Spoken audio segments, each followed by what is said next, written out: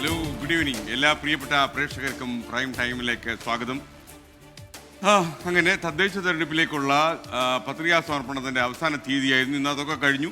നാളെ ഇനി സൂക്ഷ്മ പരിശോധന. എല്ലാ കക്ഷികൾക്കും നാളെ ഒരു കീറാമുട്ടിയായിരിക്കും. ഇഷ്ടം പോലെ വിമതന്മാർ ഇറങ്ങിയിരിക്കുക. നമ്മുടെ ബൈജു സിനിമാ നടൻ ചോദിച്ച പോലെ ഒരു മര്യാദ വേണ്ടേ എന്ന് ചോദിക്കുന്ന പോലെ പല ആളുകളും മുന്നണി മര്യാദകളൊക്കെ ലംഘിച്ച് അങ്ങോട്ടും ഇങ്ങോട്ടും കയറി മത്സരിക്കുന്ന ചിത്രമാണ് തദ്ദേശ തെരഞ്ഞെടുപ്പ് പൊതുവെ കാഴ്ചവെക്കുന്നത്. നാളെ ഒരു ദിവസം കൊണ്ട് വിമതന്മാരെല്ലാം പിടിച്ചു മാറ്റണം, വിമത കക്ഷിയെയും പിടിച്ചു മാറ്റണം. പാർട്ടികളെ കുറിച്ച് പെടാപ്പാട് വിടും. പ്രൈം ടൈം ആരംഭിക്കുന്നു.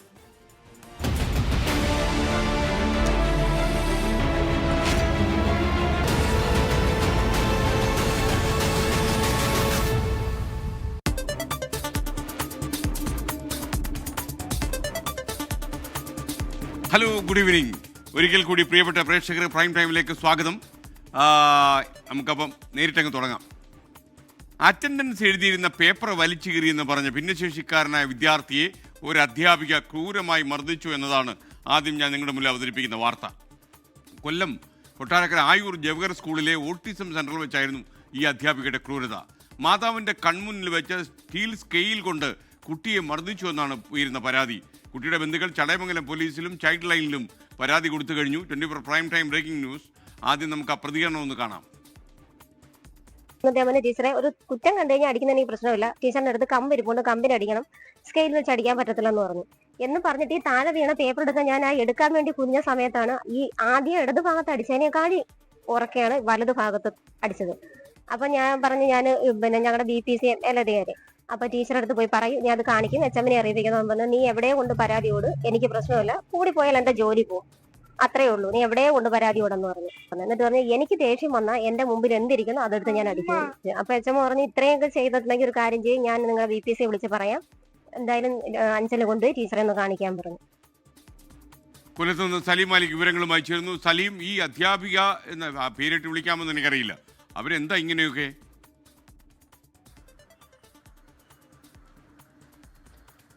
Good evening. വളരെ നിർഭാഗ്യകരമായ ഒരു വാർത്തയാണ് ഈ രാത്രി നമുക്ക് പങ്കുവയ്ക്കാനുള്ളത്. അതിൻ്റെ പ്രധാനപ്പെട്ട കാര്യം ഓട്ടിസം ബാധിതനായ ഭിന്നശേഷിക്കാരനായ ഒരു 13 വയസ്സുള്ള വിദ്യാർത്ഥിയാണ് ഈ നിലയിൽ മർദ്ദിച്ചത്. അതും ഏതെങ്കിലും നിലയിൽ കമ്പ് കൊണ്ടോ ഒന്നുമല്ല, സ്റ്റീൽ സ്കെയിൽ കൊണ്ട് വലിയ പാടുണ്ടാകുന്ന തരത്തിലാണ്, ആ പാടും നമുക്ക് കാണാൻ കഴിയും, പാടുണ്ടാകുന്ന തരത്തിലാണ് ആ അധ്യാപിക മർദ്ദിച്ചത്. ആയൂർ ജവഹർ സ്കൂളിലെ അധ്യാപികയായ ഷീജയാണ് ഈ വിധത്തിൽ മർദ്ദനം നടത്തിയത്. ഇന്നലെ വൈകുന്നേരം 3:30 സ്കൂൾ വിടുന്നതിന് തൊട്ട് മുൻപായിരുന്നു ഈ സ്കൂളിൽ തന്നെയുള്ള ഓട്ടിസം സെന്ററിൽ വെച്ച് ഈ നിലയിലുള്ള മർദ്ദനം ഉണ്ടായത്. ഈ സ്കൂൾ വിട്ട് പുറത്തേക്ക് ഇറങ്ങുന്ന സമയത്ത് ഈ കുട്ടി അവിടെ അറ്റൻഡൻസ് രേഖപ്പെടുത്തിയിരുന്ന പേപ്പർ വലിച്ചു കീറി. അത് ഈ ഓട്ടിസം ബാധിതനായ വിദ്യാർത്ഥി കൂടിയാണ്, അതുകൊണ്ട് തന്നെ ആ പേപ്പറിൻ്റെ ഒരു ഭാഗം പിടിച്ച് കീറുകയായിരുന്നു. അപ്പോൾ ആ സമയത്ത് ഈ അധ്യാപിക അവിടെ വെച്ച് ഒരടി കൊടുത്തപ്പോൾ ഈ കുട്ടിയുടെ മാതാവ് ആ സ്കൂളിലെ തന്നെ ആയയാണ്. അവർ ഈ വാതിലടയ്ക്കാനായി അവിടെ എത്തുമ്പോഴാണ് ഇങ്ങനെ അടിക്കരുത് എന്ന് പറയുന്നത്. അപ്പോഴാണ് മാതാവിൻ്റെ പ്രതികരണം അല്പം മുൻപ് നമ്മൾ കേട്ടതാണ്. വീണ്ടും കുറച്ചുകൂടി വലിയ നിലയിലായിരുന്നു അടിച്ചത്. അതിനുശേഷം പരാതി നൽകുന്നെങ്കിൽ പരാതി നൽകൂ എന്നുള്ള ഭീഷണിയായിരുന്നു ഈ അധ്യാപികയുടെ ഭാഗത്തുനിന്ന് ഉണ്ടായി എന്നതാണ് പറയുന്നത്. എന്തായാലും നിലവിൽ ഇതുമായി ബന്ധപ്പെട്ട് അതിന് പിന്നാലെ തന്നെ ഈ സ്കൂൾ ഹെഡ് മിസ്ട്രസിനെ ഈ മാതാവ് വിവരം അറിയിച്ചു. അതിന് പിന്നാലെ സ്കൂൾ ഹെഡ് മിസ്ട്രസ് തന്നെ പരാതിയുമായി മുന്നോട്ട് പൊക്കോളൂ എന്ന് പറയുകയും അതിനുശേഷം BRCയിലെ അധികൃതരുമായും ബന്ധപ്പെട്ടു. പിന്നാലെ ചൈൽഡ് വെൽഫെയർ കമ്മിറ്റിയുമായും ബന്ധപ്പെട്ട് ചൈൽഡ് ലൈനും പരാതി നൽകിയിട്ടുണ്ട്. പിന്നാലെ ഈ കുട്ടിയെയും കൊണ്ട് ചടയമംഗലം താലൂക്ക് ആശുപത്രിയിലേക്കാണ് പോയത്. അവിടെ ഈ ആശുപത്രിയിലെ പ്രാഥമിക ചികിത്സയ്ക്ക് ശേഷം പിന്നാലെ ചടയമംഗലം പോലീസ് സ്റ്റേഷനിലെത്തി പരാതി നൽകി. ഇന്ന് ഇരുകൂട്ടരെയും വിളിപ്പിച്ചതിന് ശേഷം കേസ് രജിസ്റ്റർ ചെയ്യുമെന്ന് ഉറപ്പ് നൽകിയിട്ടുണ്ട്. ചൈൽഡ് ലൈൻ നടപടിക്ക് ശേഷം അവരുടെ മൊഴിയെടുപ്പിന് ശേഷമാകും ഈ അറസ്റ്റ് ഉൾപ്പെടെയുള്ള കാര്യങ്ങളിലേക്ക് കടക്കാൻ കഴിയുക എന്നും ചടയമംഗലം പോലീസ് പറയുന്നു. ഓക്കെ, എന്തായാലും ഗുരുതരമായ കൃത്യവിലോപമാണ് അവർ കാണിച്ചിരിക്കുന്ന. ടീച്ചറിന് ന്യായമായ ഈ പറയുന്നതൊക്കെ ശരിയാണെങ്കിൽ ശിക്ഷ കിട്ടേണ്ടത് തന്നെയാണ് എന്നാണ് ഞാൻ മനസ്സിലാക്കുന്നത്. ഷീജ MK പറയുന്ന ഇടനാഴിയിലുള്ള വരവ് കാണാൻ രസമാണ്. എനിക്കൊരു രസമാണ് ഇടനാഴിയിലൂടെ വരുന്നത്. കാലച്ചൊന്നും കേൾപ്പിക്കാതെ വരുന്ന വരവില്ലേ, അതൊരു രസമാണ്. കൊച്ചി അങ്കമാലിയിൽ കോടതിയിൽ ഹാജരാക്കാൻ കൊണ്ടുവന്ന പ്രതി ചാടിപ്പോയി. ആലുവ പോലീസിന്റെ കസ്റ്റഡിയിൽ നിന്നാണ് മോഷണ കേസ് പ്രതി അത്ഭുതകരമായി രക്ഷപ്പെട്ട് കളഞ്ഞത്. പ്രതിക്കായി വ്യാപകമായ അന്വേഷണം ആരംഭിച്ചു. റാഫി കരീം കൊച്ചിയിൽ നിന്ന് ചേരുന്നു. റാഫി, പറയൂ. SKN വൈകിട്ട് 5:30 കൂടിയാണ് റൂഹുൽ അമീൻ എന്ന പ്രതി ആലുവ അങ്കമാലിയിൽ വെച്ച് പോലീസിന്റെ കസ്റ്റഡിയിൽ നിന്ന് ചാടിപ്പോകുന്നത്. ഈ റൂഹുൽ അമീനെ കോടതിയിൽ ഹാജരാക്കുന്നതിന് വേണ്ടി കോടതിയിലേക്ക് എത്തിക്കുകയായിരുന്നു. ഇതിനിടയിൽ കോടതി വളപ്പിലേക്ക് കയറിയതിന് പിന്നാലെ റൂഹുൽ അമീന്റെ വിലങ്ങഴിച്ചു. ഈ വിലങ്ങഴിച്ചതോടുകൂടി പോലീസിനെ തട്ടിമാറ്റി പ്രതി ഓടുകയായിരുന്നു. പോലീസ് ഈ പ്രതിക്ക് പിന്നാലെ ഓടിയെങ്കിലും കണ്ടെത്താൻ കഴിഞ്ഞില്ല. ഇതിന് പിന്നാലെ പോലീസും പ്രദേശവാസികളും ചേർന്ന് അങ്കമാലി നഗരപ്രദേശത്തുള്ള ഒഴിഞ്ഞുകിടക്കുന്ന കെട്ടിടങ്ങളിലെല്ലാം പരിശോധന നടത്തിയിരുന്നു. ഏകദേശം ഇപ്പോൾ 4 മണിക്കൂറിലേക്ക് എത്തുകയാണ് ഈ പ്രതി രക്ഷപ്പെട്ടിട്ട്. എന്നാൽ ഇതുവരെയും പ്രതിയെ കണ്ടെത്താൻ കഴിഞ്ഞിട്ടില്ല. ഇപ്പോഴും തിരച്ചിൽ തുടരുകയാണ്. ഇതിനിടയിലാണ് CCTV ദൃശ്യങ്ങൾ അടക്കം പുറത്തു വന്നിരിക്കുന്നത്. ഈ പ്രതി രക്ഷപ്പെടുന്ന സമയത്ത് കറുത്ത നിറത്തിലുള്ള ഒരു പാൻസും ഒപ്പം തന്നെ ചുവന്ന നിറത്തിലുള്ള ടീഷർട്ടുമാണ് ധരിച്ചിരുന്നത് എന്നുള്ളതാണ് നിലവിൽ പോലീസ് വ്യക്തമാക്കുന്നത്. ഈ പ്രതിയുടെ ചിത്രങ്ങളും പോലീസ് പുറത്തുവിട്ടിട്ടുണ്ട്. എന്തായാലും മോഷണ കേസിലെ പ്രതിയാണ് ഇയാൾ. ഇതര സംസ്ഥാനക്കാരനാണ്. അവിടെ നിന്ന് എത്തി ഇവിടെ മോഷണം നടത്തിയ കേസിലാണ് പ്രതി അങ്കമാലി പോലീസ് പിടികൂടുന്നത്. ഇതിന് പിന്നാലെ കോടതിയിൽ ഹാജരാക്കാൻ എത്തിക്കുമ്പോഴായിരുന്നു രക്ഷപ്പെട്ടത്. എന്തായാലും റെയിൽവേ സ്റ്റേഷനുകൾ കേന്ദ്രീകരിച്ചും ഒപ്പം തന്നെ ബസ് സ്റ്റാൻഡുകൾ കേന്ദ്രീകരിച്ചും അങ്കമാലി നഗരപ്രദേശങ്ങളിലുമാണ് പോലീസ് നിലവിൽ തിരച്ചിൽ നടത്തുന്നത്. പ്രതി നഗരഭാഗത്ത് നിന്ന് രക്ഷപ്പെട്ടിട്ടുണ്ടാവില്ല എന്നുള്ളതാണ് പോലീസിന്റെ ഒരു സംശയം. അതിന്റെ അടിസ്ഥാനത്തിലാണ് ഒഴിഞ്ഞുകിടക്കുന്ന സ്ഥലങ്ങളിൽ ആൾതാമസമില്ലാത്ത വീടുകളെല്ലാം കേന്ദ്രീകരിച്ച് പരിശോധന നടത്തുന്നത്. SKN. Okay, thank you. ഇന്ന് സങ്കടകരമായ ഒരു വാർത്ത വന്നു. ദുബായിൽ എയർ ഷോയ്ക്കിടെ ഇന്ത്യയുടെ യുദ്ധവിമാനം തേജസ് തകർന്നു വീണ് പൈലറ്റിന് വീരമൃത്യുണ്ടായി. അൽ മക്തൂം വിമാനത്താവളത്തിനടുത്താണ് അപകടം ഉണ്ടായത്. സംഭവത്തിൽ വ്യോമസേന ആഭ്യന്തര അന്വേഷണം തുടങ്ങിയിട്ടുണ്ട്.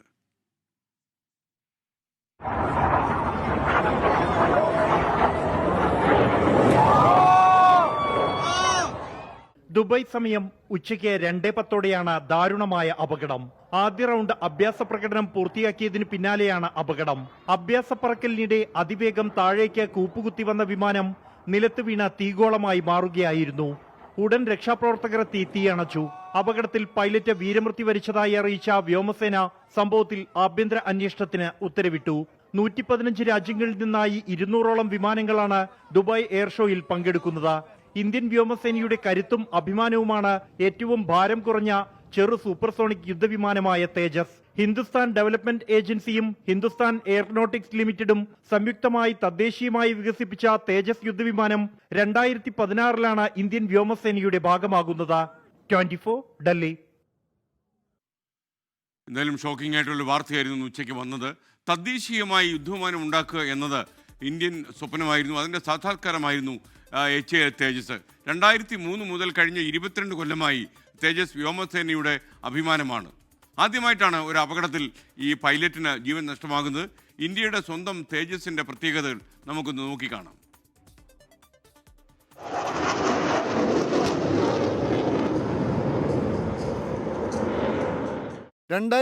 ാണ് ഹിന്ദുസ്ഥാൻ എയറോനോട്ടിക്കൽ ലിമിറ്റഡ് തേജസിന്റെ സാങ്കേതിക വിദ്യ അവതരിപ്പിക്കുന്നത്. 2 വർഷങ്ങൾ കൂടി കഴിഞ്ഞ് 2003 പരിഷ്കരിച്ച ഡിസൈനുമായി തേജസിന്റെ ആദ്യത്തെ പ്രോട്ടോടൈപ്പ് വെഹിക്കിൾ HAL പുറത്തിറക്കി. ശേഷം വീണ്ടും 8 വർഷം കാത്തിരിക്കേണ്ടി വന്നു തേജസ് വ്യോമസേനയ്ക്ക് കൈമാറാൻ. 2011 ആയുധങ്ങളില്ലാതെ ഉപയോഗിക്കാനുള്ള അനുമതി വ്യോമസേനയ്ക്ക് ലഭിച്ചു.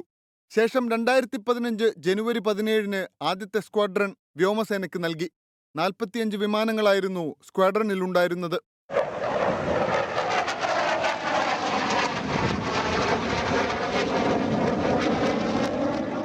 2016 ജൂലൈയിൽ ആദ്യ സ്ക്വാഡ്രൺ പൂർണ്ണമായും പ്രവർത്തന സജ്ജമായി.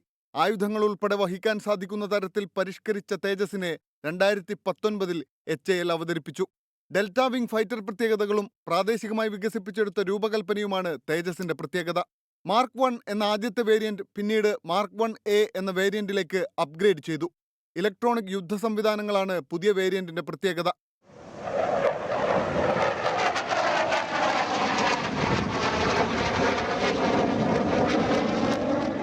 ഇന്ത്യയിൽ വികസിപ്പിച്ച വിമാനമാണെങ്കിലും തേജസിന്റെ എഞ്ചിൻ വിദേശിയാണ്. ഏറ്റവും പുതിയ വേരിയന്റിനായി എയർഫോഴ്സ് കാത്തിരിക്കുമ്പോഴാണ് അപകട വാർത്ത പുറത്തുവരുന്നത്. ഇത് 2ാം തവണയാണ് തേജസ് വിമാനം തകർന്നു വീഴുന്നത്. കഴിഞ്ഞ വർഷം രാജസ്ഥാനിലെ ജയ്സാൽമീറിൽ ഒരു ഹോസ്റ്റൽ കോമ്പൗണ്ടിൽ തേജസ് തകർന്നു വീണിരുന്നു. അന്ന് പൈലറ്റ് വിജയകരമായി ഇജക്ട് ചെയ്ത് രക്ഷപ്പെട്ടു. പൈലറ്റിന് രക്ഷപ്പെടാൻ കഴിയാതിരിക്കുന്ന ആദ്യത്തെ അപകടമാണ് ഇന്ന് ദുബായിൽ നടന്നത്. Research desk 24. ഒരു ഷോക്കിംഗ് ഇൻസിഡന്റ് തന്നെയാണ് ദുബായിൽ ഉണ്ടായത്. കേരളത്തിലെ തീവ്ര വോട്ടർ പട്ടിക പരിഷ്കരണത്തിനെതിരായ ഹർജികളിൽ തെരഞ്ഞെടുപ്പ് കമ്മീഷന് സുപ്രീം കോടതി നോട്ടീസ് കൊടുത്തു. ഹർജികളിൽ ഈ മാസം 26 പരിഗണന വീണ്ടും ഉണ്ടാകും. കേരളത്തിൽ തദ്ദേശ തെരഞ്ഞെടുപ്പ് നടക്കുന്ന പശ്ചാത്തലം സംസ്ഥാന സർക്കാർ ചൂണ്ടിക്കാണിച്ചിട്ടുണ്ട്. ജസ്റ്റിസ് സൂര്യകാന്ത് അധ്യക്ഷനായ 3-അംഗ ബെഞ്ചിന്റെ പരിഗണനയിലാണ് കേരളത്തിലെ SIR-നെതിരായ ഹർജികൾ എത്തിയത്. ഹർജികളിൽ സുപ്രീം കോടതി തെരഞ്ഞെടുപ്പ് കമ്മീഷനോട് മറുപടി തേടി. തദ്ദേശ തെരഞ്ഞെടുപ്പ് സാഹചര്യം ചൂണ്ടിക്കാട്ടി ഹർജികൾ അടിയന്തരമായി പരിഗണിക്കണമെന്ന് സംസ്ഥാന സർക്കാർ ആവശ്യപ്പെട്ടു.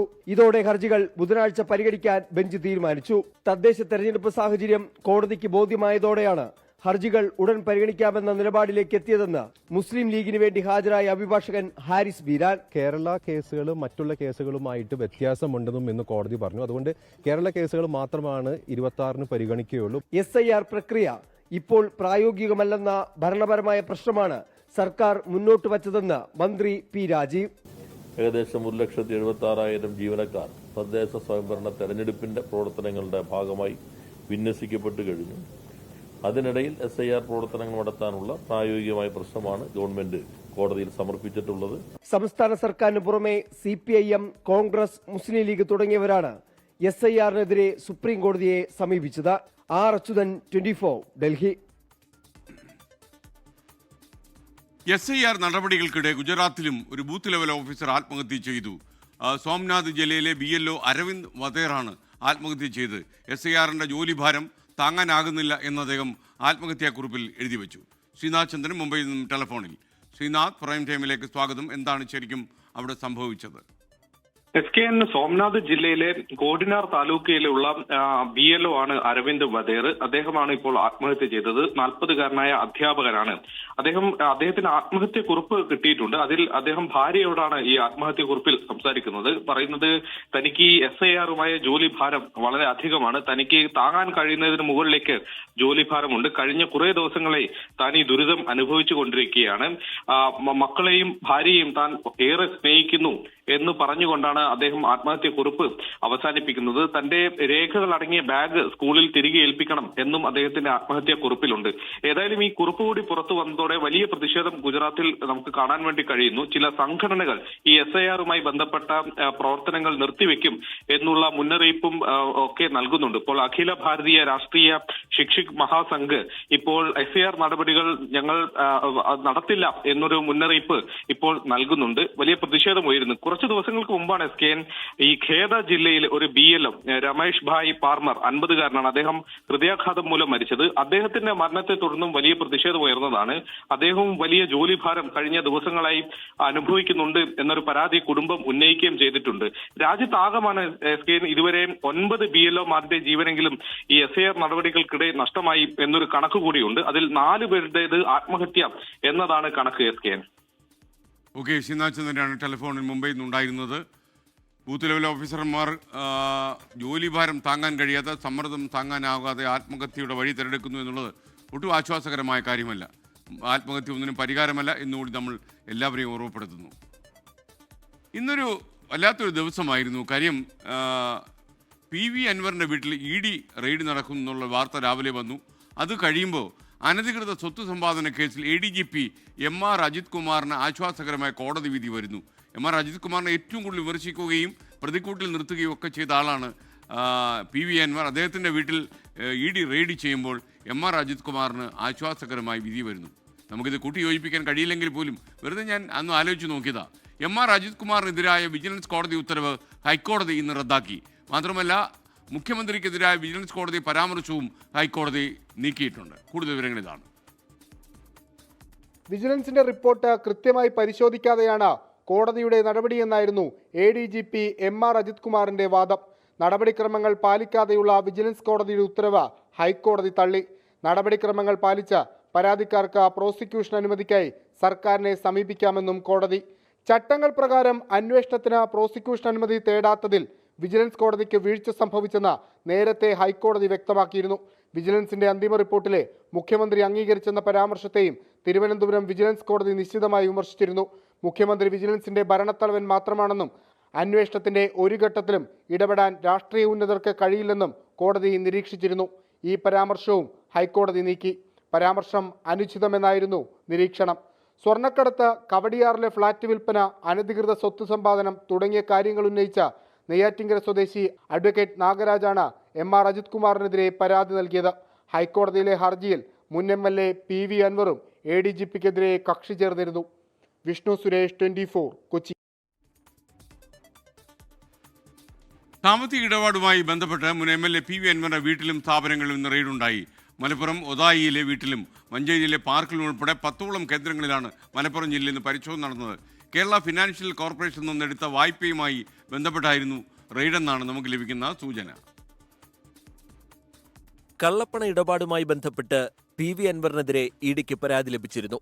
കേരള ഫിനാൻഷ്യൽ കോർപ്പറേഷന്റെ മലപ്പുറം ശാഖയിൽ നിന്ന് മതിയായ ഈടില്ലാതെയും തട്ടിപ്പ് നടത്തിയും വായ്പ എടുത്തുവെന്നാണ് പരാതി. PV അൻവറിന്റെ ഡ്രൈവർ സിയാദ് അമ്പായത്തിങ്ങലിന് മാലാംകുളം കൺസ്ട്രക്ഷൻ പ്രൈവറ്റ് ലിമിറ്റഡിന്റെ ഓഹരി ഉടമ എന്ന പേരിൽ 7.5 കോടിയുടെ വായ്പയും ഇതേ ഈട് വെച്ച് PVR ഡെവലപ്പേഴ്സ് എന്ന കമ്പനിയുടെ പേരിൽ PV അൻവറിന്റെ 2 വായ്പകളിലായി 5 കോടിയും വായ്പ അനുവദിച്ചു എന്നാണ് പരാതി. കൊല്ലത്തെ വ്യവസായി മുരുകേഷ് നരേന്ദ്രൻ നൽകിയ പരാതിയിൽ PV അൻവറിനും സിയാദിനും പുറമെ KFC Malappuram chief manager Abdul Manaf, deputy manager Mini, technical officer P Muneer Ahmed എന്നിവർക്കെതിരെ നേരത്തെ വിജിലൻസ് അന്വേഷണം നടത്തിയിരുന്നു. ഇതേ തുടർന്നാണ് ഇഡി കൊച്ചി സോണൽ ഓഫീസ് കേസെടുത്ത് അന്വേഷണം ആരംഭിച്ചത്. പരാതിക്കാരൻ മുരുകേഷ് നരേന്ദ്രനെ വിളിച്ചുവരുത്തി ഇഡി മൊഴി രേഖപ്പെടുത്തി.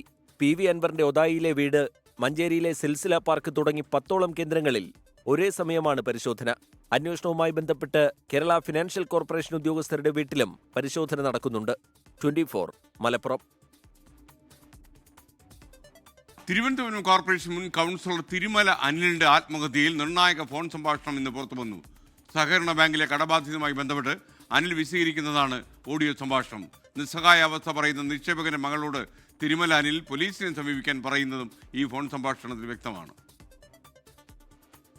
കഴിഞ്ഞ സെപ്റ്റംബറിലാണ് തിരുമലയിലെ കൗൺസിലറും ഫാം ടൂർ സഹകരണ സംഘത്തിന്റെ പ്രസിഡന്റുമായിരുന്ന തിരുമല അനിൽ ആത്മഹത്യ ചെയ്തത്. ബാങ്കിലെ കടബാധ്യത സമ്മർദ്ദത്തിലാക്കിയിരുന്നുവെന്നും സഹായിക്കേണ്ടവരാരും സഹായിച്ചില്ലെന്നും അനിലിന്റെ ആത്മഹത്യാക്കുറിപ്പിൽ ആരോപണമുണ്ടായിരുന്നു. ആരോപണങ്ങൾ ശരിവെക്കുന്ന രീതിയിലാണ് ഓഡിയോ സംഭാഷണം പുറത്തു വന്നത്. ഞാൻ ഇന്നിപ്പം നമുക്ക് പൈസ അടയ്ക്കാമെന്ന് പറഞ്ഞ ആൾക്കാരുടെ കുറെ പേരുടെ വീടുകളിൽ പോയിട്ട് വന്നതാണ്. അപ്പം ഈ ബോർഡ് മെമ്പർമാരെ എല്ലാവരെയും ഞാൻ ഒന്ന് വിളിച്ചു, പക്ഷെ ആരും വന്നില്ല. അപ്പൊ നാളെ ഒന്ന് രാവിലെ ഞാൻ വിളിക്കാം, നമ്മെ കൊണ്ടൊന്ന് PA ഒന്ന് സംസാരിപ്പിക്കണം, എന്നെ അവരെ വിളിപ്പിക്കട്ടെ. തന്നെ ഓണം കഴിഞ്ഞതോടുകൂടി മക്കളെ എല്ലാം ഒരു തിരിച്ചടവും വരാതെ. മരിക്കുന്നതിന് തൊട്ടു മുൻപ് സഹകരണ സംഘത്തിലെ നിക്ഷേപകന്റെ മകളുമായി നടത്തിയ ഓഡിയോ സംഭാഷണം ആണെന്നാണ് വിവരം. പോലീസിനെ സമീപിക്കാനും താൻ പ്രതിസന്ധിയിലാണെന്നും അനിൽ പറയുന്നുണ്ട്. സഹകരണ സംഘത്തിലെ ബോർഡ് അംഗങ്ങൾ സഹായിച്ചില്ലെന്ന് അനിൽ പറയുന്നതും സംഭാഷണത്തിൽ വ്യക്തം. അതേസമയം വിഷയം ഉത്തരവാദിത്തപ്പെട്ടവർ പറഞ്ഞു കഴിഞ്ഞതാണെന്ന് BJP സംസ്ഥാന സെക്രട്ടറി VV രാജേഷിന്റെ പ്രതികരണം. അനിലിനെ ഏതു തരത്തിലും നിർവീര്യമാക്കുവാനുള്ള ഒരു മാർഗമായി അദ്ദേഹത്തിൻ്റെ ബാങ്കിലെ സാമ്പത്തിക പ്രതിസന്ധിയെ CPM ദുരുപയോഗം ചെയ്തു എന്നുള്ളതാണ്. അവർ അനിലിനെ ഭീഷണിപ്പെടുത്തുവാൻ ആരംഭിച്ചു. ശക്തമായ നിയമപരമായും രാഷ്ട്രീയമായും ഞങ്ങൾ ശക്തമായി ഇതിനെ നേരിടും. തിരുമല അനിലിന്റെ നിർദ്ദേശമനുസരിച്ച് തന്നെയാണ് ഇതേ നിക്ഷേപകന്റെ കുടുംബം പോലീസിനെ സമീപിച്ചതും. 24 തിരുവനന്തപുരം. പങ്കാളിയായ യുവതിയെ മൊബൈൽ കേബിൾ ഉപയോഗിച്ച് ക്രൂരമായി മർദ്ദിച്ച കേസിൽ യുവമോർച്ച നേതാവ് അറസ്റ്റിലായി. യുവമോർച്ച എറണാകുളം ജില്ലാ ജനറൽ സെക്രട്ടറി ഗോപു പരമശിവനാണ് അറസ്റ്റിലായത്. 5 വർഷമായിട്ട് എന്നെ ഉപദ്രവിക്കണേന് എനിക്ക് ഒന്നും പറയാനില്ല. എനിക്ക് ഉപദ്രവം മതിയായി. സഹിക്കണതിന് ഒരു പരിധിയുണ്ട്. അതുകൊണ്ട് ഞാൻ അവിടെ നിന്ന് രക്ഷപ്പെട്ടു. ഇന്നലെ രാത്രിയാണ് കൂടെ താമസിക്കുന്ന യുവതിയെ കാണാനില്ല എന്ന് കാട്ടി യുവമോർച്ച ജില്ലാ ജനറൽ സെക്രട്ടറി ഗോപു പരമശിവം പോലീസിൽ പരാതി നൽകിയത്.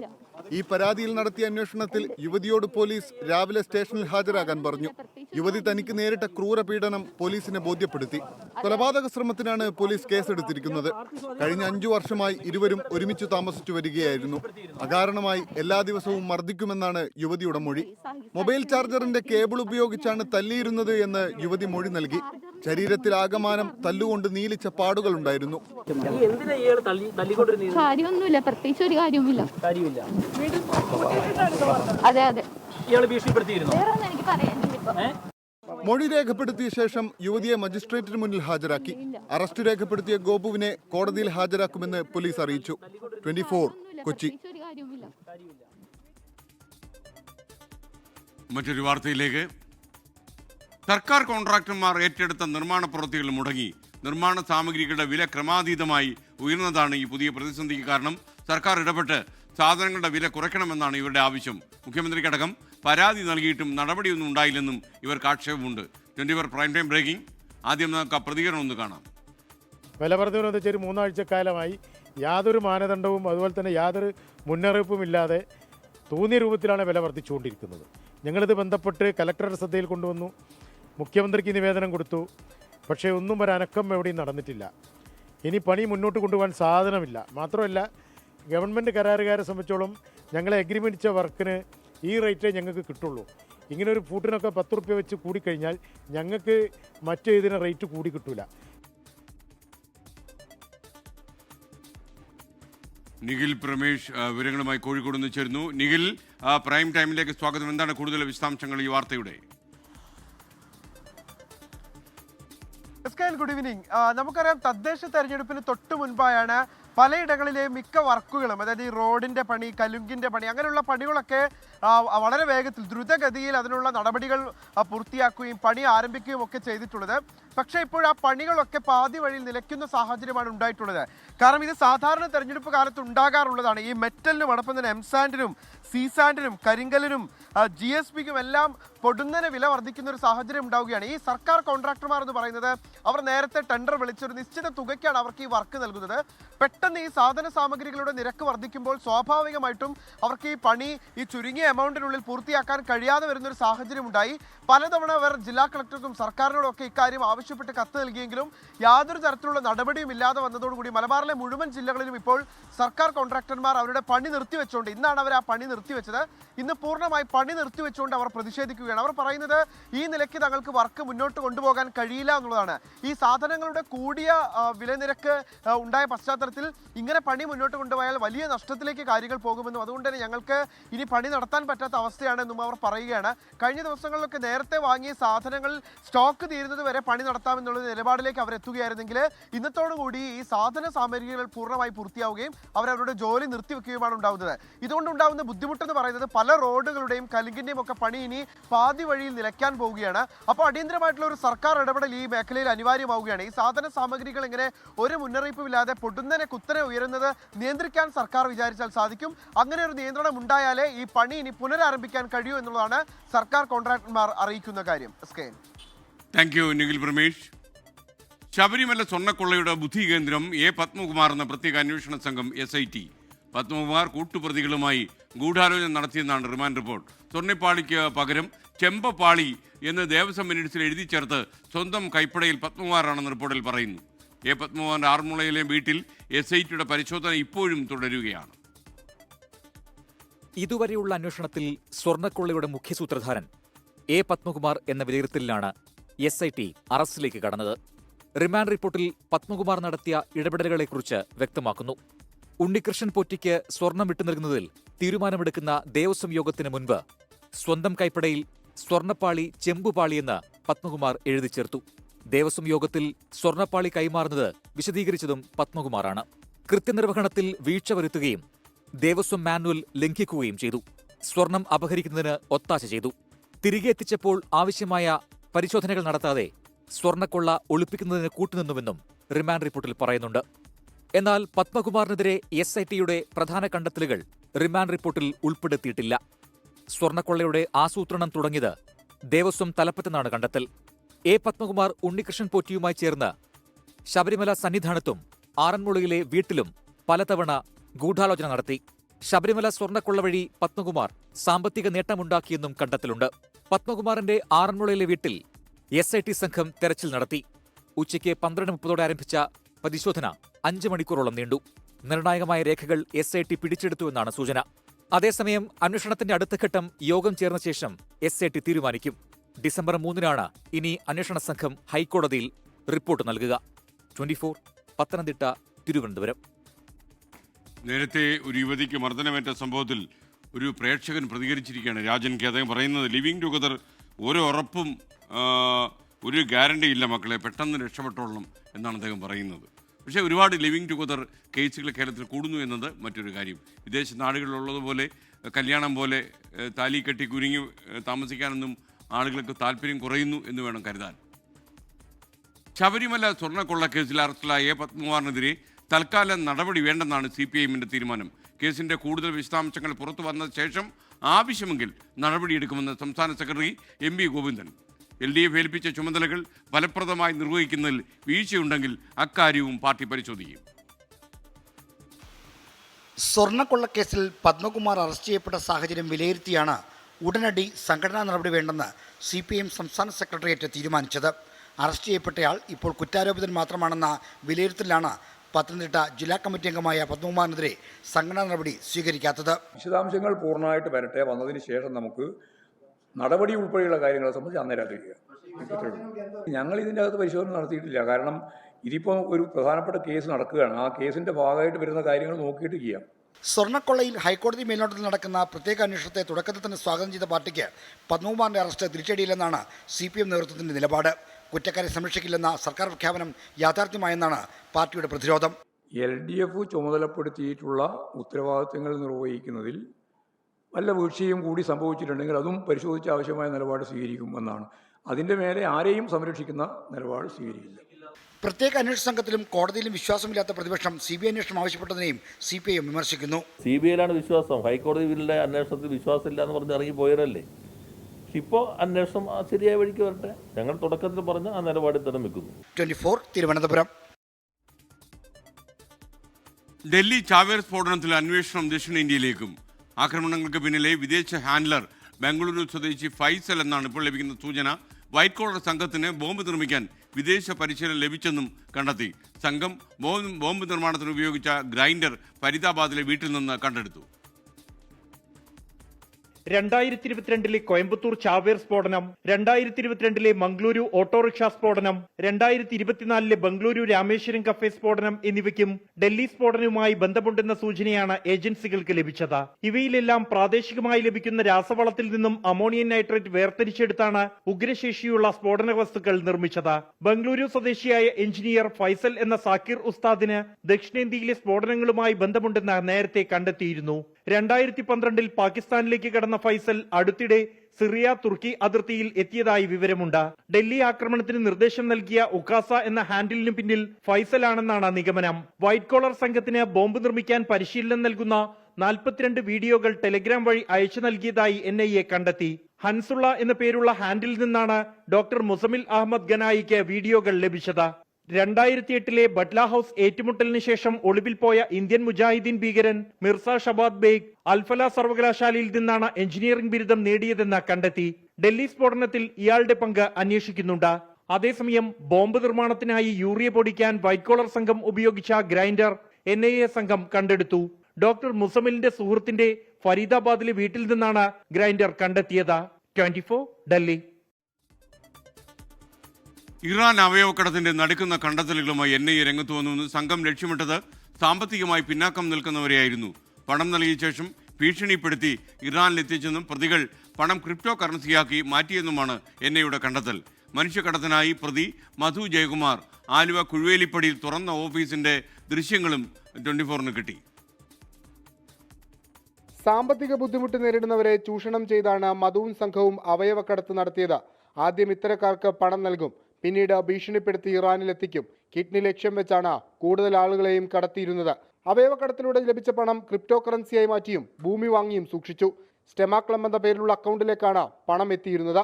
മധുവും രാജ്യാന്തര അവയവക്കടത്ത് സംഘവും തമ്മിൽ അടുത്ത ബന്ധമുണ്ട്. മധുവിനും കൂട്ടാളികൾക്കും സഹായം നൽകിയവരെ കണ്ടെത്താനുള്ള അന്വേഷണത്തിലാണ് NIA. ഒപ്പം ലാഭമായി ലഭിച്ച പണം രാജ്യവിരുദ്ധ പ്രവർത്തനങ്ങൾക്ക് ഉപയോഗിച്ചിട്ടുണ്ടോ എന്ന അന്വേഷണവും ശക്തമാണ്. അതേസമയം മനുഷ്യക്കടത്തിനായി പ്രതി മധു ജയകുമാർ ഓഫീസ് തുറന്നത് ആലുവ കൊഴുവേലിപ്പടിയിലാണെന്നും കണ്ടെത്തി. 2021 മെഡിക്കൽ ടൂറിസം എന്ന പേരിലായിരുന്നു ഓഫീസ് വാടകയ്ക്കെടുത്തതെന്ന് കെട്ടിട ഉടമ വ്യക്തമാക്കി. മനുഷ്യക്കടത്തിന് മറയാക്കിയ കെട്ടിടത്തിന്റെ ദൃശ്യങ്ങൾ 24-ന് ലഭിച്ചു. ഇരയാകുന്നവർക്ക് നഷ്ടം മാത്രം, ഇടനിലക്കാർക്ക് കോടികളുടെ ലാഭവും. കണ്ണിൽ ചോരയില്ലാത്ത അവയവക്കടത്ത് സംഘത്തെ പൂട്ടാനാണ് കേന്ദ്ര ഏജൻസിയുടെ തീരുമാനം. കൊച്ചിയിൽ നിന്ന് വിഷ്ണു സുരേഷ്, 24. ഓർമ്മ നഷ്ടപ്പെട്ട നിലയിൽ കുവൈറ്റിൽ നിന്നും കൊച്ചിയിൽ വിമാനമിറങ്ങിയ ശേഷം കാണാതായ കൊൽക്കത്ത സ്വദേശി സൂരജ് ലാമയ്ക്ക് വേണ്ടിയുള്ള അന്വേഷണം സംസ്ഥാന വ്യാപകമാക്കാൻ ഹൈക്കോടതി ആവശ്യപ്പെട്ടു. എല്ലാ പോലീസ് സ്റ്റേഷനിലും നിർദ്ദേശം നൽകണമെന്നും സൂരജ് ലാമയുടെ ചിത്രം പ്രചരിപ്പിക്കണമെന്നുമാണ് കോടതിയുടെ നിർദ്ദേശം. സൂരജ് ലാമയെ കാണാതായിട്ടിപ്പോൾ 1.5 മാസം പിന്നിട്ടു. കൊച്ചിയിൽ നിന്ന് വിഷ്ണു സുരേഷ് വീണ്ടും ചേരുന്നു. പറയൂ വിഷ്ണു, ലാമ എങ്ങോട്ട് പോയെന്ന് വല്ല വിവരവും കിട്ടിയോ? SKN ആർക്കും ഒരു വിവരവുമില്ല. ലാമ എവിടെയാണ് എന്ന ചോദ്യത്തിന് ഇനിയും ഉത്തരം കണ്ടെത്താനായിട്ടില്ല. എറണാകുളത്തിന്റെ എല്ലാ മേഖലകളും കേന്ദ്രീകരിച്ച് പ്രത്യേക അന്വേഷണ സംഘം പരിശോധന നടത്തി, പക്ഷേ കണ്ടെത്താനായിട്ടില്ല. ആ പശ്ചാത്തലത്തിലാണ് ഹൈക്കോടതി വീണ്ടും ഈ വിഷയത്തിൽ നേരിട്ട് ഇടപെട്ടിരിക്കുന്നത്. എറണാകുളത്തേക്ക് മാത്രം പരിശോധന ചുരുക്കാതെ സംസ്ഥാന വ്യാപകമായി പരിശോധന നടത്താനാണ് നിർദ്ദേശിച്ചിരിക്കുന്നത്. അദ്ദേഹത്തിന് ചില ആരോഗ്യ പ്രശ്നങ്ങളുണ്ട്, അതുകൊണ്ട് തന്നെ അദ്ദേഹത്തിന് സ്വയം എക്സ്പ്രസ് ചെയ്യാൻ പറ്റാത്ത സാഹചര്യമുണ്ട്. അതുകൊണ്ടാണ് ഇപ്പോൾ ഈ പ്രതിസന്ധി നിലനിൽക്കുന്നതെന്ന് കോടതി വിലയിരുത്തുന്നു. ആ പശ്ചാത്തലത്തിലാണ് ഈ ചിത്രമടക്കം ജനങ്ങളുടെ ഇടയിലേക്ക് പ്രചരിപ്പിച്ച് ഏതെങ്കിലും ആൾ ഇദ്ദേഹത്തെ കണ്ടിട്ടുണ്ടെങ്കിൽ ആ വിവരം പോലീസ് സ്റ്റേഷനെ അറിയിക്കണമെന്ന് ഇപ്പോൾ കോടതി പറഞ്ഞിരിക്കുന്നത്. ഒരു മനുഷ്യൻ കുവൈറ്റിൽ നിന്നെത്തി ആദ്യഘട്ടത്തിൽ പോലീസിന്റെ ലഭ്യമാകുന്നു, പോലീസ് പിന്നീട് ആശുപത്രിയിലാക്കിയ ശേഷമാണ് ലാമയെ കാണാതാവുന്നത്. എവിടെ പോയി എന്ന ചോദ്യത്തിന് ആർക്കും ഉത്തരവില്ലാതാവുന്നത്. അദ്ദേഹത്തിന്റെ മകൻ ഇപ്പോഴും പിതാവിനെ തേടി നടക്കുന്നു. ആ കാഴ്ചയൊക്കെ വളരെ സങ്കടം ജനിപ്പിക്കുന്നതാണ് എന്ന് കോടതി തന്നെ പറയുന്നുണ്ടായിരുന്നു. ഈ ലാമയെ കണ്ടെത്തുന്നതുവരെ കോടതിക്ക് വിശ്രമമില്ല എന്നാണ് ജസ്റ്റിസ് ദേവൻ രാമേന്ദ്രൻ ഇന്ന് കഴിഞ്ഞ ദിവസം ഈ ഉത്തരവ് പുറപ്പെടുവിച്ച് പറഞ്ഞത്. ലാമയെ കണ്ടെത്താനാകുമെന്ന പ്രതീക്ഷയിലാണ് പ്രത്യേക അന്വേഷണ സംഘമുള്ളത്. SK വിഷ്ണു സുരേഷാണ് വിവരങ്ങൾ നൽകിയത്. മറ്റൊരു വാർത്തയിലേക്ക്. മണിക്കൂറുകളുടെ വ്യത്യാസത്തിൽ തിരുവനന്തപുരത്ത് എക്സൈസിന്റെ ലഹരി മരുന്ന് വേട്ട. ചാക്കയിൽ കാറിൽ കടത്തിക്കൊണ്ടുവന്ന 40 ഗ്രാം MDMA, കൊക്കൈൻ, കഞ്ചാവ് എന്നിവ പിടികൂടി. തൊട്ടു പിന്നാലെ ചാക്കയ്ക്ക് സമീപത്തു നിന്ന് തന്നെ മയക്കുമരുന്നുമായി ഒരു യുവാവും പിടിയിലായി. ആദ്യം നമുക്ക് ചില പ്രതികരണങ്ങൾ കാണാം. ഇലക്ഷൻ പ്രമാണിച്ചുള്ള ഒരു സ്പെഷ്യൽ ഡ്രൈവ് പ്രഖ്യാപിച്ചിട്ടുണ്ട്. അപ്പം അതിനോടനുബന്ധിച്ച് വാഹനങ്ങൾ കർശനമായി പരിശോധിക്കണമെന്ന് പറഞ്ഞിട്ടുണ്ടായിരുന്നു. അതിന്റെ അടിസ്ഥാനത്തിൽ നടത്തിയ വാഹന പരിശോധനയിലാണ് തിരുവനന്തപുരം മങ്കാട്ടുകടവ് സ്വദേശി മിഥുൻ എന്ന് പറയുന്ന ഈ ആളുടെ നിന്ന് കൊമേഴ്ഷ്യൽ ക്വാണ്ടിറ്റി അളവിലുള്ള MDMAയും കൊക്കൈനും കഞ്ചാവും അടക്കം പിടികൂടിയത്. ഉമേഷ് ബാലകൃഷ്ണൻ തിരുവനന്തപുരത്ത് നിന്ന് ചേരുന്നു. ഉമേഷെ, കുറച്ച് പ്രായം കുറവാണല്ലോ ഈ കടത്തിക്കൊണ്ടുവന്ന ആളിന്? തീർച്ചയായും 2 പ്രതികളും വളരെ പ്രായം കുറവാണ്. മിഥുന് 27 വയസ്സ്, മറ്റൊരു കേസിൽ പിടിയിലായ ആൾക്ക് 19 വയസ്സ്, മറ്റൊരു കേസിൽ പിടിയിലായ നോബിന് 12 വയസ്സാണുള്ളത്. 19 വയസ്സാണുള്ളത്. 2 പേരാണ് ഇപ്പോൾ പിടിയിലായിരിക്കുന്നത്. ഇവർ രണ്ടും ഒരേ പ്രദേശത്ത് തന്നെയാണ്. ഒന്ന് ചാക്ക ITIക്ക് മുന്നിൽ നടത്തിയ റെയ്ഡിലാണ് ഇപ്പോൾ നോബിൽ പിടിയിലായിരിക്കുന്നത്. ചാക്ക ITIക്ക് മുന്നിൽ നടത്തിയ പരിശോധനയിൽ 5 gram LSD stamp, 5 gram MDMA, 1/2 kilo കഞ്ചാവ് എന്നിവ കൊണ്ടുവന്ന സമയത്താണ്, ബൈക്കിൽ കൊണ്ടുവരുമ്പോഴായിരുന്നു നോബിൽ പിടിയിലാകുന്നത്. അതുകൂടാതെ കാറിൽ കൊണ്ടുവരുന്ന സമയത്താണ് മിഥുൻ പിടിയിലാകുന്നത്. മിഥുന്റെ കയ്യിൽ 40 gram MDMA, 2 gram cocaine, 25 gram കഞ്ചാവ് എന്നിവ ഉണ്ടായിരുന്നു. ഇലക്ഷൻ സ്പെഷ്യൽ സ്ക്വാഡിന്റെ ഭാഗമായി വ്യാപക പരിശോധന സംസ്ഥാനത്ത് നടത്തുന്നുണ്ട്. ഇതിന്റെ ഭാഗമായാണ് ഈ ചാക്ക ITIക്ക് പരിസരം, അതായത് ഏകദേശം എയർപോർട്ടിന്, തിരുവനന്തപുരം ഇന്റർനാഷണൽ എയർപോർട്ടിന് സമീപത്താണ് ഈ സ്ഥലം വരുന്നത്. ഇവിടെ പരിശോധന കർശനമാക്കിയത്. ഇതിൽ നിന്ന് തന്നെ ഒരു നിശ്ചിത സമയത്ത്, ഏകദേശം ഒരു 3-4 മണിക്കൂർ മാത്രമേ ഈ സമയം പരിശോധന ഉണ്ടായിരുന്നുള്ളൂ. ഈ പരിശോധനയ്ക്കിടെയാണ് 2 വലിയ രീതിയിൽ കൊമേഴ്ഷ്യൽ ക്വാണ്ടിറ്റിയുള്ള 2 പേർ പിടിയിലാകുന്നത്. ഒരാൾക്ക് 19 വയസ്സും ഒരാൾക്ക് 27 വയസ്സും. Thank you Umesh Balakrishnan. ഇനി തദ്ദേശ തെരഞ്ഞെടുപ്പിന്റെ ചൂടിലേക്ക്.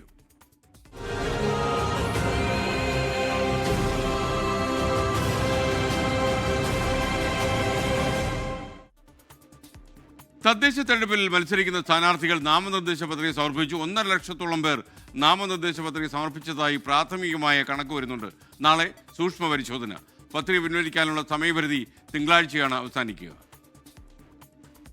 സംസ്ഥാനത്ത് തദ്ദേശ സ്വയംഭരണ സ്ഥാപനങ്ങളിലേക്ക് മത്സരിക്കുന്നതിനുള്ള നാമനിർദ്ദേശ പത്രിക സമർപ്പണം അവസാനിച്ചു. തൃശൂർ, മലപ്പുറം, കോഴിക്കോട് ജില്ലകളിലാണ് കൂടുതൽ പേർ നോമിനേഷൻ നൽകിയത്. ഇടുക്കി, വയനാട്, കാസർഗോഡ് ജില്ലകളിലാണ് കുറവ് നാമനിർദ്ദേശ പത്രികകൾ ലഭിച്ചത്. നേരിട്ടും നിർദ്ദേശകൻ വഴിയുമെല്ലാം സമർപ്പിച്ച പത്രികകളുടെ സൂക്ഷ്മ പരിശോധന നാളെ നടക്കും. സൂക്ഷ്മ പരിശോധനയ്ക്ക് ശേഷം മത്സരിക്കുന്ന സ്ഥാനാർത്ഥികളുടെ പട്ടിക റിട്ടേണിംഗ് ഓഫീസർ പ്രസിദ്ധീകരിക്കും. തിങ്കളാഴ്ചയാണ് പത്രിക പിൻവലിക്കാനുള്ള അവസാന ദിവസം. തുടർന്ന് റിട്ടേണിംഗ് ഓഫീസറുടെ ഓഫീസിലും ബന്ധപ്പെട്ട പഞ്ചായത്ത്, മുനിസിപ്പാലിറ്റി, നഗരസഭാ ഓഫീസുകളുടെ മുന്നിലും മത്സരിക്കുന്ന സ്ഥാനാർത്ഥികളുടെ പട്ടിക പരസ്യപ്പെടുത്തും. ഡമ്മി സ്ഥാനാർത്ഥികൾ സൂക്ഷ്മ പരിശോധന കഴിഞ്ഞാൽ തിങ്കളാഴ്ചയ്ക്ക് മുൻപ് നാമനിർദ്ദേശ പത്രികകൾ പിൻവലിക്കും.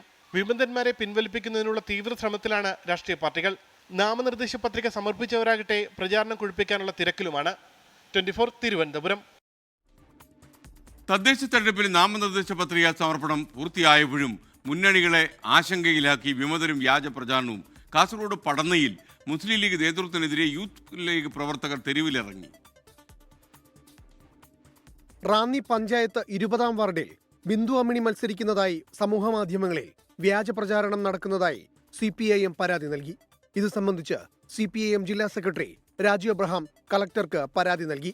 പത്തനംതിട്ട നഗരസഭയിൽ UDF-നെ പ്രതിസന്ധിയിലാക്കി വിമത സ്ഥാനാർത്ഥി രംഗത്തെത്തിയിട്ടുണ്ട്. മുസ്ലിം ലീഗിന്റെ ജനറൽ സീറ്റ് കോൺഗ്രസിന് വിട്ടു നൽകിയതിൽ പ്രതിഷേധിച്ച് MSF ജില്ലാ സെക്രട്ടറി തൗഫീഖ് M കൊച്ചുപറമ്പിൽ കുലശേഖരപതി വാർഡിൽ മത്സരിക്കും.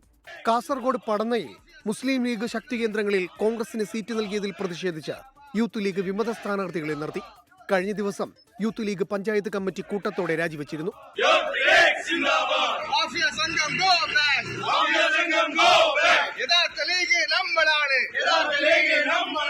തൃശൂർ പുത്തംചിറയിൽ 2020 സ്ഥാനാർത്ഥിയുടെ നാമനിർദ്ദേശ പത്രിക സ്വീകരിക്കാത്തതിനെ തുടർന്ന് സ്ഥാനാർത്ഥി പൊട്ടിക്കരഞ്ഞു. വോട്ടർ പട്ടികയിൽ പേര് ചേർക്കാൻ അനുകൂല ഉത്തരവുണ്ടായിട്ടും ഫലമുണ്ടായില്ലെന്നാണ് 2020 ആരോപണം. News desk 24. മാല പൊട്ടിച്ചുപോയ മോഷ്ടാക്കളെ പിന്തുടർന്ന് വീഴ്ത്തിയ യുവതിയുടെ കഥയാണ് നവ്യ നായർ നായികയായ ഉരുത്തി എന്ന സിനിമ പങ്കുവയ്ക്കുന്നത്. അത് സൗമ്യ എന്ന തേവലക്കര സ്വദേശിനിയുടെ ജീവിതകഥയാണ്. CPI നേതാവായ സൗമ്യ തദ്ദേശ തെരഞ്ഞെടുപ്പിൽ കൽപ്പറ്റ നഗരസഭയിലെ എമിലിത്താഴത്തെ സ്ഥാനാർത്ഥിയായി മത്സരരംഗത്തും ഇറങ്ങിയിരിക്കുന്നു.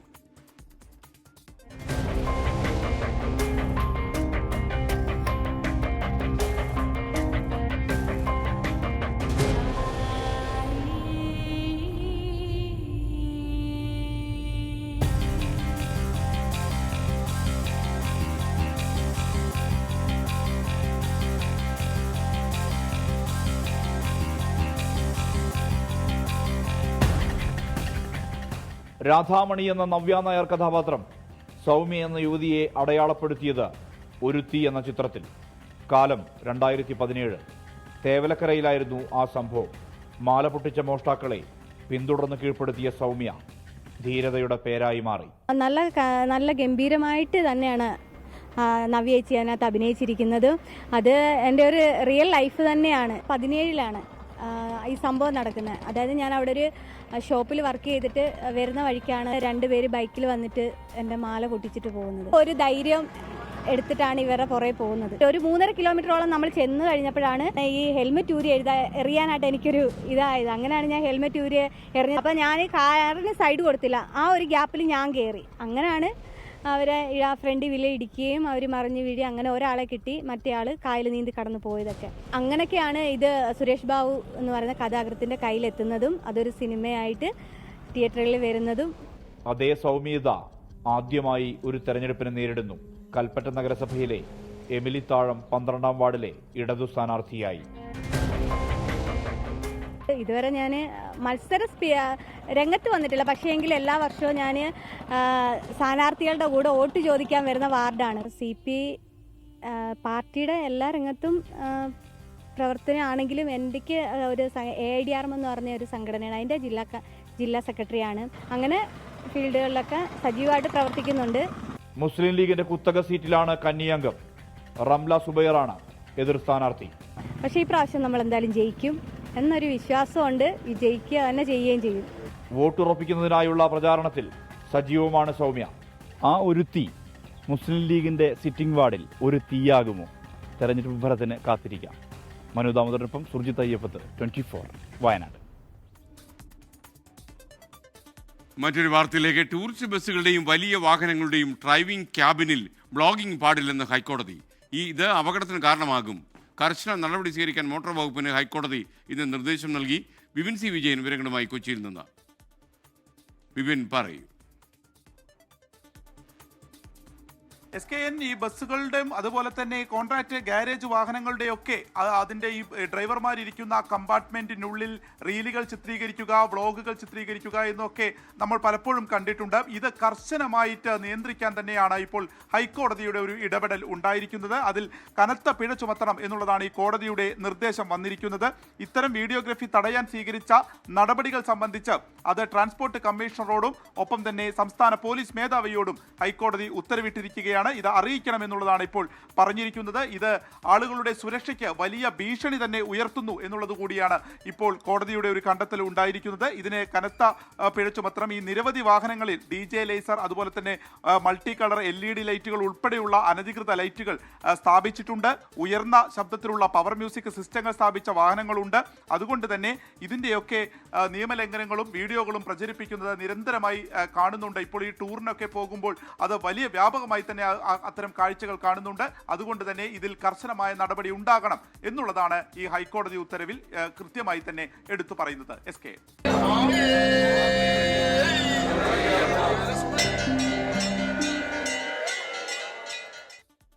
മണ്ഡലകാല തീർത്ഥാടനവുമായി ബന്ധപ്പെട്ട നിലവിലെ ഒരുക്കങ്ങൾ വിലയിരുത്താൻ ദേവസ്വം മന്ത്രി VN വാസവൻ വിളിച്ച യോഗം നാളെ പമ്പയിൽ ചേരും.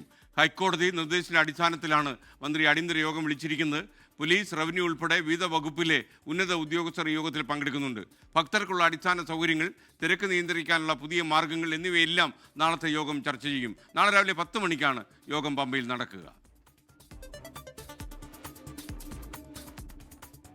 മലബാറിലെ പ്രധാന ശബരിമല ഇടത്താവളമായ മലപ്പുറത്തെ മിനി പമ്പയെ സർക്കാർ തഴഞ്ഞെന്ന് പരാതി ഉയരുന്നു. അയ്യപ്പ ഭക്തർക്ക് വേണ്ടത്ര സുരക്ഷാ സംവിധാനങ്ങൾ ഇത്തവണ മിനി പമ്പയിൽ ഒരുക്കിയിട്ടില്ല. പോലീസ് എയ്ഡ് പോസ്റ്റ് ഇല്ലാത്തതുകൊണ്ട് തിരക്ക് നിയന്ത്രിക്കാൻ കഴിയുന്നില്ല. ഇതര സംസ്ഥാനങ്ങളിൽ നിന്നുള്ള ആയിരക്കണക്കിന് തീർത്ഥാടകരാണ് ഇവിടെ ഓരോ ദിവസവും എത്തുന്നത്. 24 prime time breaking. Tamil Nadu, Karnataka, Andhra എന്നീ സംസ്ഥാനങ്ങളിൽ നിന്നുള്ള അയ്യപ്പ ഭക്തരുടെ പ്രധാന ഇടത്താവളമാണ് മിനി പമ്പ. ദിവസേന 5000-ഓളം തീർത്ഥാടകർ ഇവിടെ എത്തുന്നുണ്ടെങ്കിലും ഭക്തർക്ക് വേണ്ടത്ര സൗകര്യം ഇവിടെ ഒരുക്കിയിട്ടില്ല. വാഹന പാർക്കിംഗ് സൗകര്യവുമില്ല. പോലീസ് എയ്ഡ് പോസ്റ്റ് ഇല്ലാത്തതിനാൽ തിരക്ക് അനിയന്ത്രിതമാണ്. ഫയർഫോഴ്സോ മെഡിക്കൽ എയ്ഡ് സെന്ററോ പ്രവർത്തിക്കുന്നില്ല. There were too many facilities for drinking water and for food also. But as you can see now, there's no facilities for drinking water and food. Like we come and we cook our own food and we eat and go. But it's good to have some facilities at least for drinking water. 2021 വരെ എല്ലാ വർഷവും മണ്ഡലകാലത്ത് 10 ലക്ഷം രൂപ ചെലവഴിച്ച് ജില്ലാ tourism promotion council mini പമ്പയിൽ സൗകര്യമൊരുക്കുമായിരുന്നു. 24 മണിക്കൂറും പ്രവർത്തിക്കുന്ന മെഡിക്കൽ എയ്ഡ് സെന്റർ, ഡോക്ടറുടെ സേവനം, വെള്ളം ലഭ്യമാക്കുന്നതിനുള്ള ടാങ്ക്, ആരോഗ്യവകുപ്പിനും ഫയർ സർവീസിനും ആവശ്യമായ പവലിയനുകൾ, ശുചീകരണ തൊഴിലാളികളുടെ സേവനം എന്നിവ DTPC ആയിരുന്നു ഒരുക്കിയിരുന്നത്. സർക്കാർ പണം നൽകാതെ വന്നതോടെ DTPC പിന്മാറി. ഇത്തവണ ഇടത്താവളമായി പോലും മിനി പമ്പയെ പരിഗണിക്കുന്നില്ല. 24 തിരൂർ. ഇനി ഒരു അപൂർവമായ താലികെട്ട് വാർത്തയിലേക്കാണ് നിങ്ങളുടെ ശ്രദ്ധ ക്ഷണിക്കുന്നത്. കൊച്ചി VPS ലേക്ക് ഷോർ ഹോസ്പിറ്റലാണ് വേദി. അവിടുത്തെ ആശുപത്രിയിലെ അത്യാഹിത വിഭാഗത്തിലാണ് ഒരു അപൂർവ കല്യാണം നടന്നത്. ആ കഥയെന്ന് നോക്കിയിട്ട് വരാം.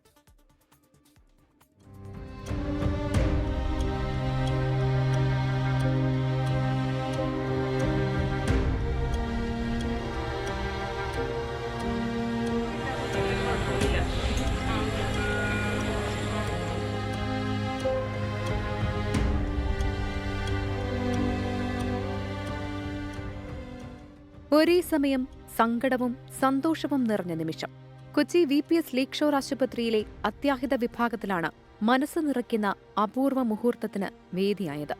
വിവാഹത്തിന് മുന്നോടിയായി മേക്കപ്പിന് പോകുമ്പോഴായിരുന്നു ആവണി അപകടത്തിൽപ്പെട്ടത്.